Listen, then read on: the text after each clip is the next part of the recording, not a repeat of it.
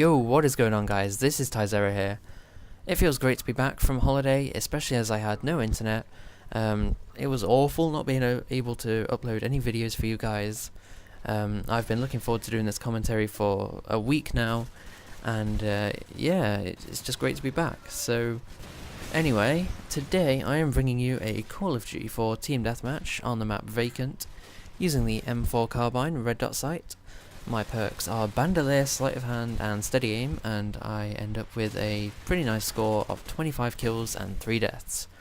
So what I want to talk about in this commentary is how can you balance the guns in Call of Duty. So a lot of people consider Call of Duty 4 as the best Call of Duty. Yes, there were exceptions such as the M16 and the MP5, but all in all, Call of Duty 4 had incredibly balanced weapons. You could use anything and get a good game, so that's partially why I chose this gameplay, because it was Call of Duty 4.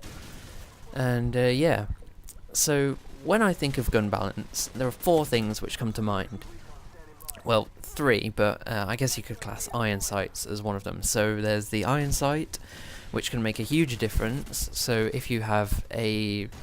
Let's take the FAMAS from Black Ops, for example. It has a great iron sight, whereas something like the G36 from COD4, that had a pretty bad iron sight. So if you have a weapon which has good iron sights, then it's a lot easier to do well with it. So I kind of class that as one of the things which can help a gun perform, really. So the second thing is rate of fire.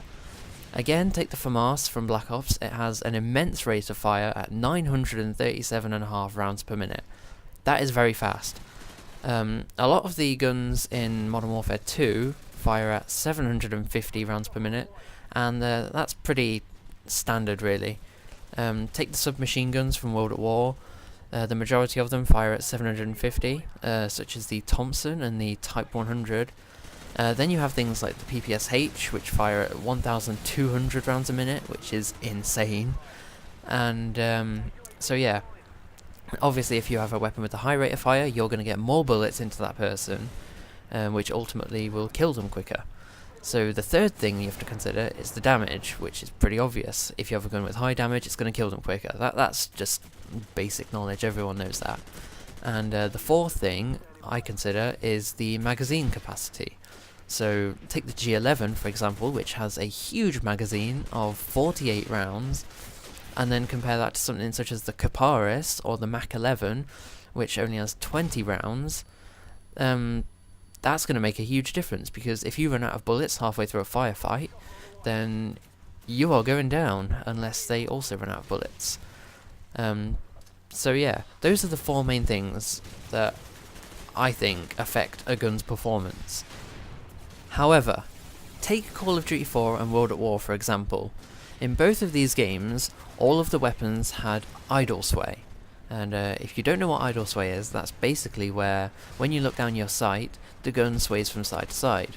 So when you shoot, all your bullets will still go down the center of the screen, but your gun's sight is waving side to side, so you can kind of see it there when I was looking down my sight.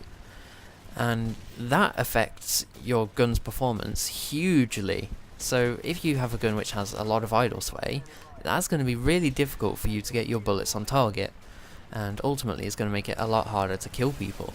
However, in Modern Warfare 2, they completely eliminated idle sway, apart from sniper rifles, and for some reason the AK-47 with any attachments on it, and it made it so much easier to kill people at longer ranges, especially with the weapons which had no recoil like the ACR.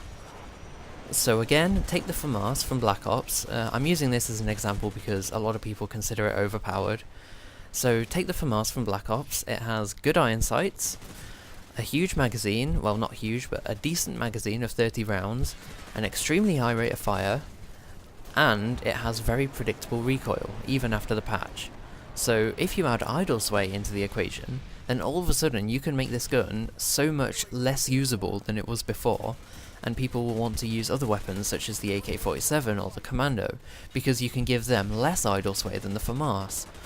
So all of a sudden you have this huge variety of guns which you can choose from.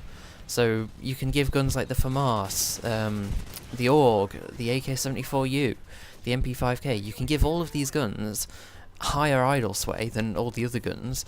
So things like the Mach 11, the Caparis, give them less idle sway, and all of a sudden you can use them as a substitute, because the other guns will be harder to use. But that's just my opinion. I think that Modern Warfare 3 should reintroduce idle sway. Yeah, so comment below if you have any ideas or theories, and I'll see you next time. Peace.